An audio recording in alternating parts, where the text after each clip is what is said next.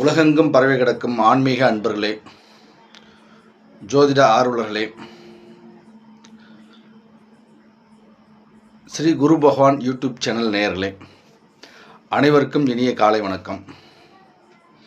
நாம் அக்னி நட்சத்திரத்தை பற்றி 2 வீடியோ போட்டிருக்கிறோம். ஃபஸ்ட்டு அக்னி நட்சத்திரம்னா என்ன, ரெண்டாவது அக்னி நட்சத்திர காலில் இந்த சடங்கு முறைகளை நம்ம என்னென்ன செய்யணும் செய்யக்கூடாதுன்றதை போட்டிருக்கோம். இன்றைக்கி நம்ம இந்த போடுற வீடியோ என்னன்னு கேட்டிங்கன்னா, அக்னி நட்சத்திர காலங்களில் நாம் என்ன உணவுகளை உட்கொள்ள வேண்டும், என்ன உணவுகளை நாம் தவிர்க்க வேண்டும் அப்படிங்கிற நம்ம பார்க்க போகிறோம். அதாவது உட்கொள்ளக்கூடிய உணவுகள், நீர் சத்து உள்ள உணவுகளை நாம் உட்கொள்ள வேண்டும், காய்கறிகளை உண்ண வேண்டும், பழங்களை உண்ண வேண்டும்.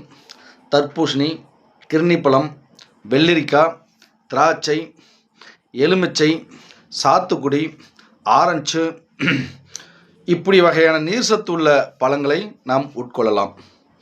அதேபோல் மோர், இளநீர்,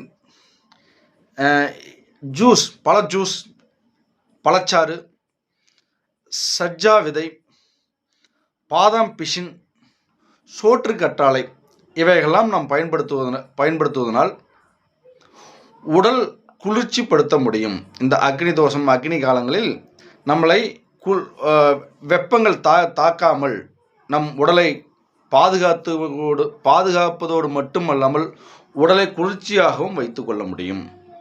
சரி, நாம் இதில் தவிர்க்க வேண்டிய உணவுகள் என்ன அப்படின்னு பார்த்தீங்கன்னா, கண்டிப்பாக அசைவ உணவுகளை நாம் தவிர்க்க வேண்டும், கார உணவுகளை நாம் தவிர்க்க வேண்டும்.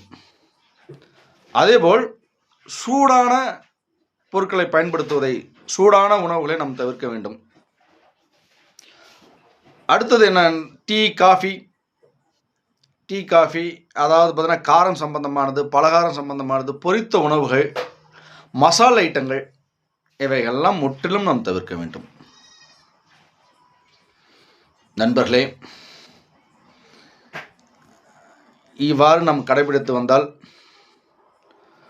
நம் உடலில் வெப்பத்தை குறைத்து உடலுக்கு தேவையான நீர் சத்துக்களை நாம் கொடுத்து உடலை பாதுகாத்து இந்த அக்னி காலங்களில் உடலை ஆரோக்கியமாக வைத்து கொள்ள முடியும்.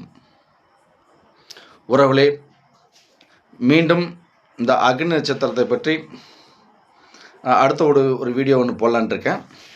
நாம் தொடர்ந்து போடுகின்ற வீடியோக்கள் ஒவ்வொன்றும் உங்களுக்கு தெரிய வேண்டும் என்றால் இந்த சேனலை லைக் பண்ணுங்கள், ஷேர் பண்ணுங்கள், சப்ஸ்கிரைப் பண்ணுங்கள். நன்றி உறவுகளே, வணக்கம்.